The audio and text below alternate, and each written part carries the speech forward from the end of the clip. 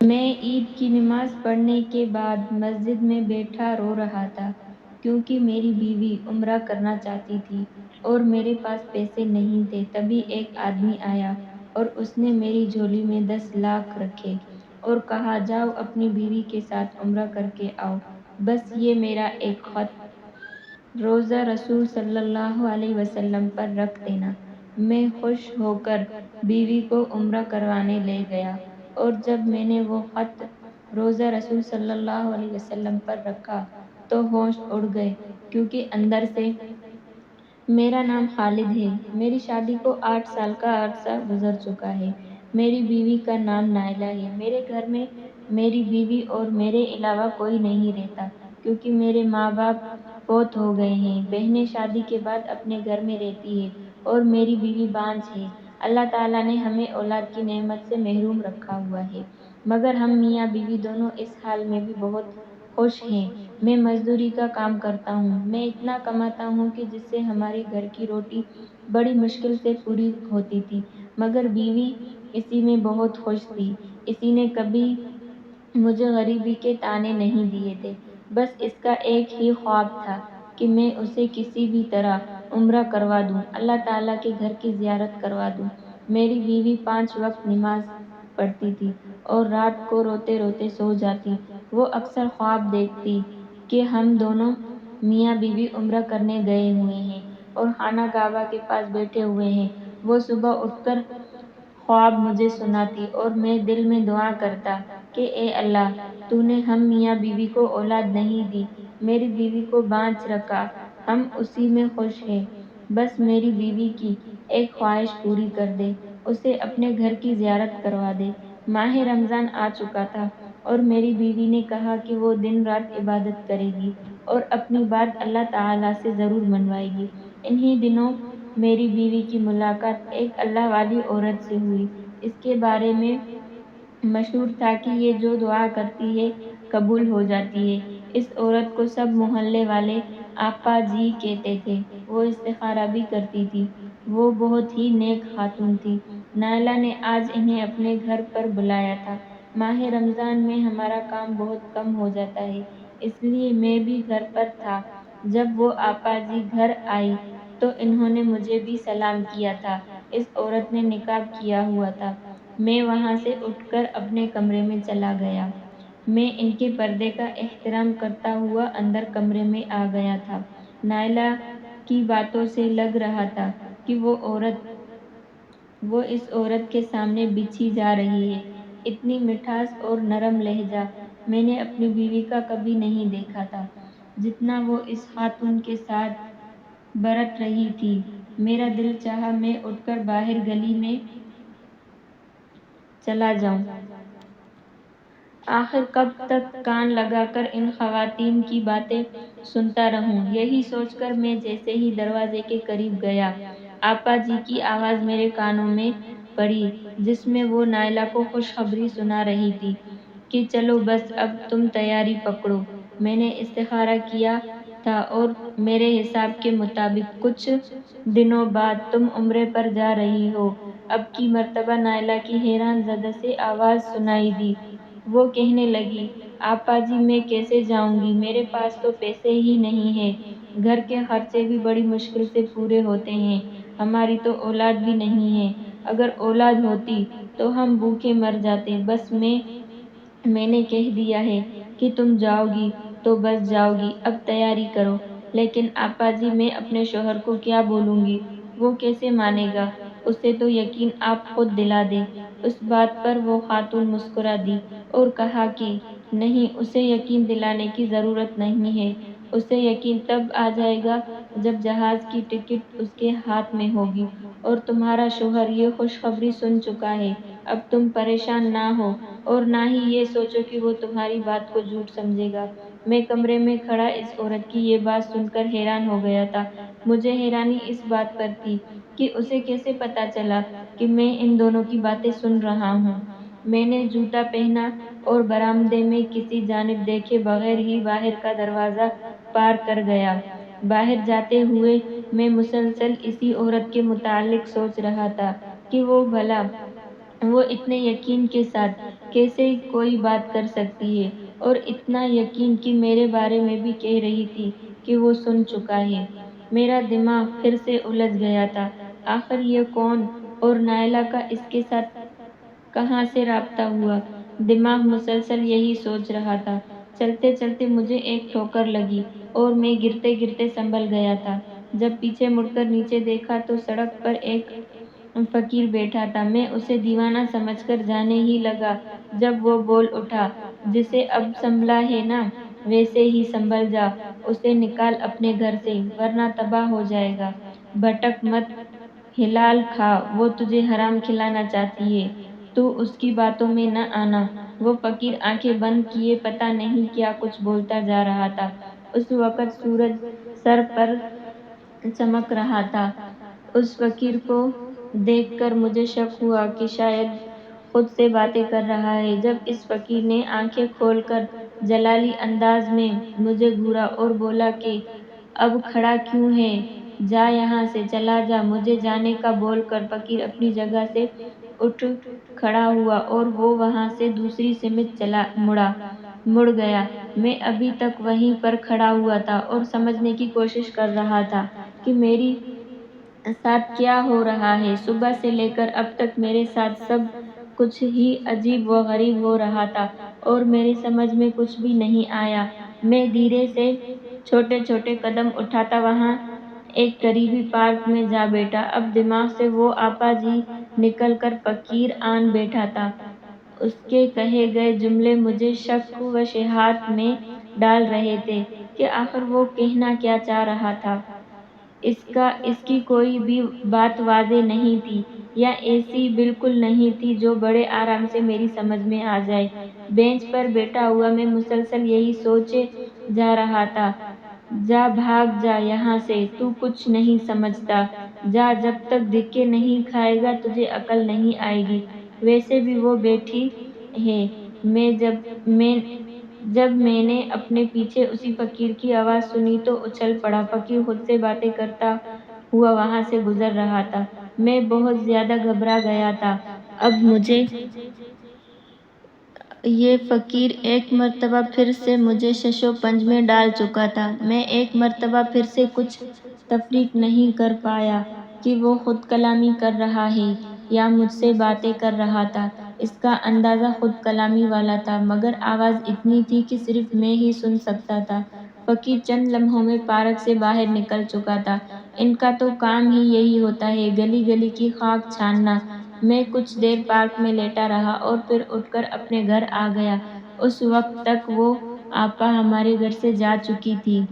پھر دیکھتے ہی دیکھتے ماہ رمضان کا مہینہ ختم ہو چکا تھا اور عید کا دن آ گیا تھا، مگر وہ آپا تو ہر دوسرے دن ہمارے گھر آ جاتی تھی۔ میں نے مسجد میں عید کی نماز ادا کی اور روتے ہوئے اللہ تعالیٰ سے دعا مانگی کہ وہ ہمارے حالات بھی ٹھیک کر دے۔ عید کا دن تھا اور میرے جیب بالکل خالی تھے۔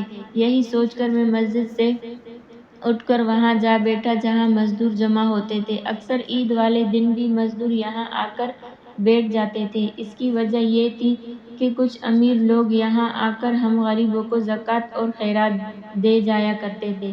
میں ایک چھاؤں والی جگہ پر بیٹھ گیا۔ سڑک پر بہت زیادہ رونق تھی، لوگ بڑے خوش باش دکھائی دے رہے تھے، بچے مسکراتے کھیل رہے تھے۔ اسی وقت ایک بڑی سی گاڑی وہاں آ کر رکی۔ اس میں سے نکلنے والا مرد مجھے دیکھ رہا تھا۔ میں سمجھ گیا کہ وہ ضرور کسی مزدور کی تلاش میں آیا ہے۔ میں جلدی سے اٹھ کر اس کے پاس گیا اور کہا، صاحب جی، میں مزدور ہوں، اگر کوئی کام کروانا ہے تو آپ مجھے لے جائیں۔ وہ مجھے بڑی غور سے دیکھنے لگا تھا، پھر کچھ سوچتے ہوئے بولا، تمہارا نام کیا ہے؟ میں نے بتایا کہ میرا نام خالد ہے۔ میرا نام سن کر اس کے چہرے کے تاثرات یوں ہو گئے گویا وہ مجھے ہی تلاش کر رہا ہو۔ پھر اس نے جیب میں سے ایک خالی لفافہ نکال کر میرے ہاتھ میں تھما دیا اور کہا کہ یہ تمہارے لیے آپا جی نے بھیجا ہے، وہی آپا جو اکثر تمہارے گھر آتی ہے، مگر اپنی بیوی کو مت بتانا، اسے کہنا کہ کسی انجان شخص نے دیا ہے۔ میں نے حیران ہو کر پوچھا کہ یہ کیا ہے؟ تب وہ بولا کہ خود ہی کھول کر دیکھ لینا، مگر جس بات سے منع کیا ہے اس پر عمل کرنا۔ اپنی بیوی کو مت بتانا کہ آپا جی نے دیا ہے۔ اس سے پہلے کہ میں اس آدمی سے کچھ پوچھتا وہ اپنی گاڑی میں بیٹھا اور وہاں سے چلا گیا، جبکہ میں بہت حیران ہو رہا تھا۔ جب خیال آیا کہ میرے ہاتھ میں خاکی لفافہ ہے تو میں نے اسے جیب میں ڈالا اور تیز تیز قدم اٹھاتا گھر کی جانب چل دیا۔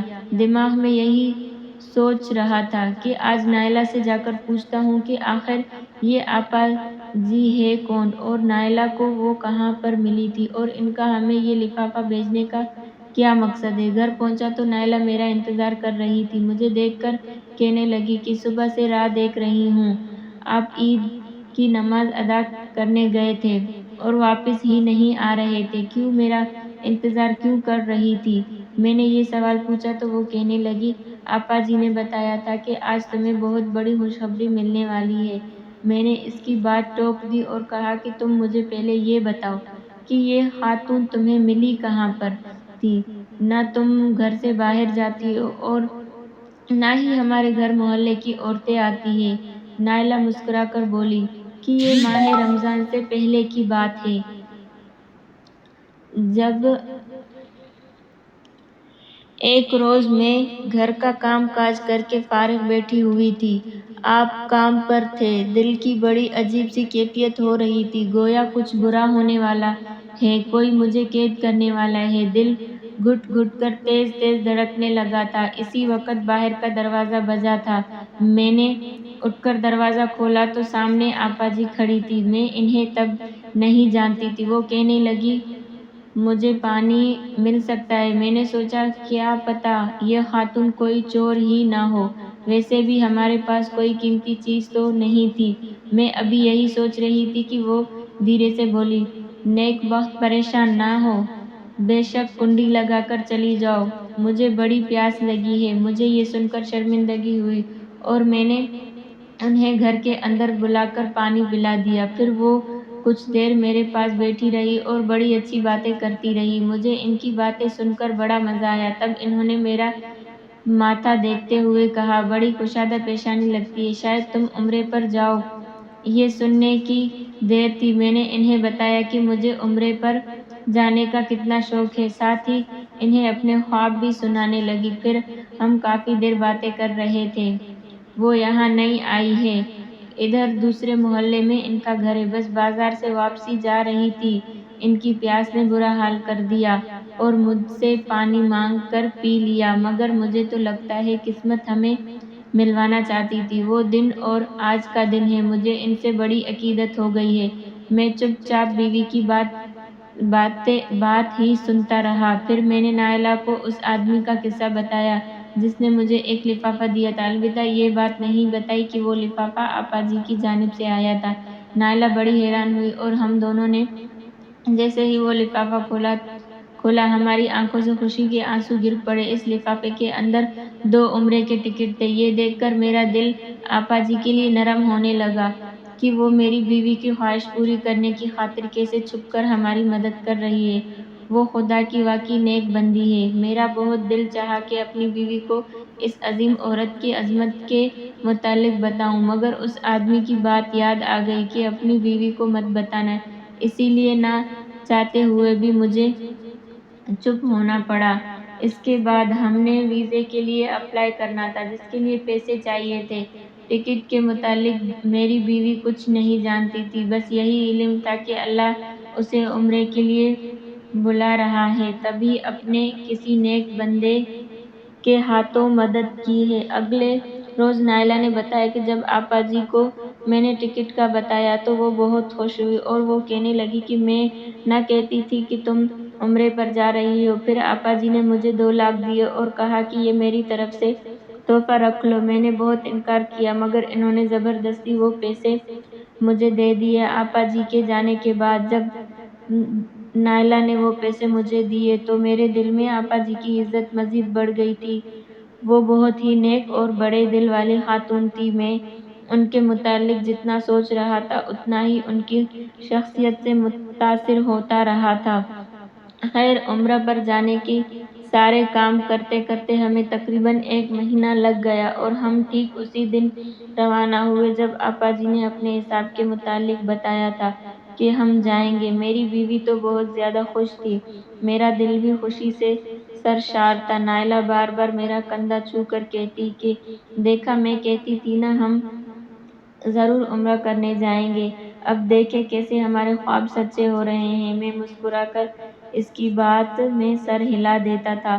وہاں جاتے ہوئے نائلہ بڑی عجیب سی حرکتیں کر رہی تھی، مجھے بار بار کہتی تھی کہ آپا جی آج صبح آئی تھی، مجھے ایک کپڑے کی پوٹلی دے کر کہا کہ اس میں کچھ سامان ہے، تم اسے کھول کر مت دیکھنا، اسے میری امانت سمجھو۔ پھر نائلہ نے بڑی ہی عجیب بات مجھے کہہ دی، وہ کہنے لگی خالد اگر مجھے کچھ ہو جائے تو میری قبر میں یہ پوٹلی دفنا دیجیے گا۔ میں نے اسے ڈانٹا کہ کیسی باتیں کرتی ہو، انشاءاللہ تم صحیح سلامت واپس آ جاؤ گی، مگر وہ انکار میں سر ہلاتی، کہتی کہ نہیں مجھے لگتا ہے میں وہیں مروں گی، مگر میں اس کی بات ٹال دیتا۔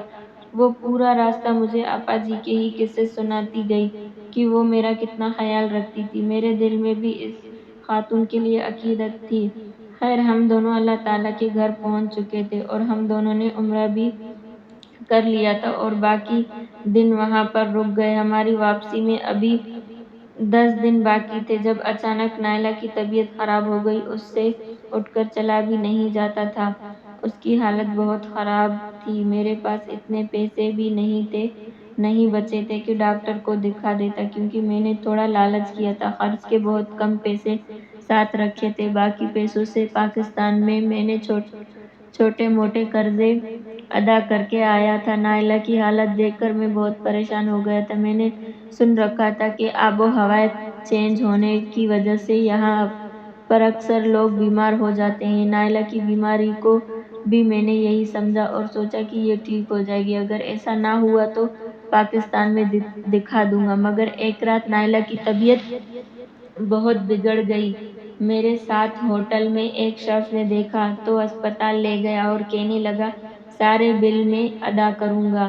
ہسپتال پہنچتے ہی نائلہ فوت ہو گئی، مگر اب ہسپتال آ گئے تھے، ڈاکٹر نے اس کی موت کی تصدیق کرنی تھی۔ ڈاکٹر نے مجھ سے پوچھا کہ آپ کی بیوی کون سی دوائی کھاتی تھی؟ میں نے ڈاکٹر سے کہا کہ ویسے تو وہ کوئی دوائی نہیں کھاتی تھی، بس روزانہ ایک گولی طاقت کے لیے کھاتی تھی، کیونکہ وہ بہت زیادہ کمزور ہو گئی تھی۔ ڈاکٹر نے مجھ سے کہا کہ آپ نے ہمیں وہ دوائی لازمی چیک کروانی ہے۔ میں مان گیا اور وہاں نائلہ کا جنازہ ادا کر کے میں نے اسے وہیں پر دفن کر دیا۔ وہاں اجنبیوں کے لیے ایک الگ قبرستان بنا ہوا تھا۔ میرے پاس اتنے پیسے نہیں تھے کہ میں نائلہ کو پاکستان لے آتا، اس لیے اس کی تدفین وہیں پر کر دی۔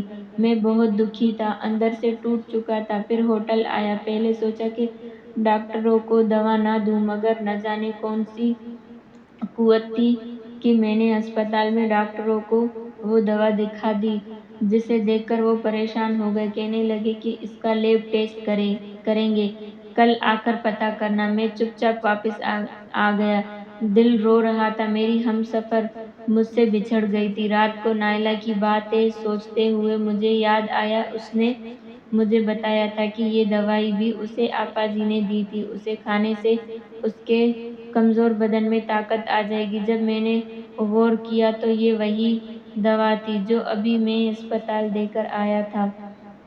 اس کے ساتھ ہی مجھے وہ کپڑے کی پوٹلی بھی یاد آ گئی جو آپا جی نے میری بیوی کو دی تھی اور انہوں نے کھول کر دیکھنے سے منع کیا تھا، اور میری بیوی نے مجھے کہا تھا کہ اگر مجھے کچھ ہو جائے تو میری قبر میں اسے دفنا دیجیے گا، کیونکہ آپا جی نے اسے کہا تھا کہ اس عمل سے سیدھا جنت میں جاؤ گی۔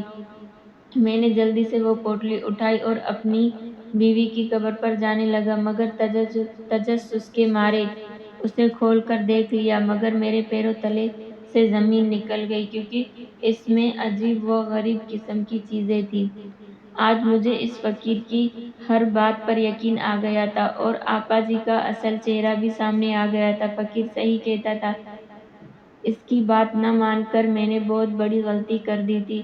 اس پوٹلی میں جادو کی چیزیں تھی، ایک پتلا، ایک سندور، کنگھی سے نکلے بال، جانور کی ہڈی اور نہ جانے کیا کچھ تھا۔ میں اسی وقت دوبارہ سے ہسپتال میں گیا اور ڈاکٹروں سے دوا کا پوچھا۔ انہوں نے کہا کہ رپورٹ آ چکی ہے، اس طاقت والی دوائی میں زہر ملا ہوا تھا۔ آپ کی بیوی زہر کھا رہی تھی، جو آہستہ آہستہ روزانہ کھانے سے انسان 1 مہینے سے بھی کم عرصے میں مر جاتا ہے۔ یہ سن کر مجھے یقین ہو گیا کہ وہ عورت جو آپا بنی پھرتی تھی، اپنے گھنونے کھیل کی خاطر وہ میری بیوی کے قریب آئی تھی تاکہ اسے بہلا پھسلا کر اپنا وہ کام کروا سکے جو وہ خود نہیں کر سکی، یعنی اتنی مقدس زمین پر وہ خود نہیں آ سکتی تھی۔ اپنے جادو کی تکمیل کے لیے اسے یہ سب سامان کسی انسان کی قبر میں دفنانا تھا، اور اس سب کی خاطر اس نے میری بیوی کا استعمال کیا تھا۔ تبھی تو اس نے وہ ٹکٹ دیے اور میری بیوی کو نہیں بتایا تاکہ وہ اس کی کرامت سمجھے کہ آپا جی کی دعا کی وجہ سے وہ عمرے پر جا رہی ہے۔ پھر اسے زہر دیا اور وہ سامان دیا تاکہ وہ مر جائے تو یہ چیزیں اس کی قبر میں دفنائی جا سکے، اور وہ مست فقیر بھی مجھے اس عورت کے متعلق آگاہ کر رہا تھا۔ اس نے وہ سب باتیں خود کلامی میں نہیں کہی تھی، بلکہ مجھے روکا اور سمجھایا تھا کہ میں باز آ جاؤں، مگر اس وقت میں نے اس کی باتوں پر غور نہیں کیا تھا۔ میں جب پاکستان آیا تو سیدھا آپا جی کے گھر گیا تھا، مگر وہاں جا کر پتہ چلا کہ 3 دن پہلے آپا جی سڑک پار کرتے ہوئے ایک ٹرک کے نیچے آ گئی تھی اور ان کا کچھ نہیں بچا تھا۔ اس عورت کا انجام یہی ہونا تھا، کیونکہ چھان بین کرنے کے بعد مجھے پتہ چلا تھا کہ وہ عورت کالا علم کرتی تھی اور غریب لوگوں کی ہمدرد بن کر انہیں اپنے مقصد کے لیے استعمال کرتی تھی۔ آپا کو کسی عورت نے بہت بڑی رقم دی تھی اور کہا تھا سعودی عرب میں میری نند کا بیٹا کام کرتا ہے اور وہ بہت ترقی کر رہا ہے، بس کوئی ایسا علم کرو کہ وہ اپاہج ہو جائے۔ اس عمل کے لیے آپا کو سعودی عرب کے قبرستان میں یہ پوٹلی لازمی دفنانا تھی، کیونکہ یہاں دفنانے سے اس کا عمل بیکار جانا تھا۔ اس سب کے لیے اس نے میری بیوی کا استعمال کیا تھا۔ آخر میں بس آپ لوگوں سے یہی کہوں گا کہ ایسے لوگوں سے بچیں جو حد سے زیادہ آپ کی مدد کرنا چاہتے ہیں۔ ضرور ان لوگوں کا اس کے پیچھے کوئی مقصد چھپا ہوتا ہے۔ مزید اسی طرح کی اچھی ویڈیوز دیکھنے کے لیے ہمارے چینل کو سبسکرائب کریں۔ اگر ہماری یہ ویڈیو آپ کو اچھی لگی ہو تو لائک کریں اور کمنٹ میں اپنی رائے کا اظہار ضرور کرنا، اور ساتھ دیے گئے بیل آئیکن کو دبا دیں تاکہ ہماری ہر آنے والی ویڈیو آپ تک پہنچ سکے۔ شکریہ۔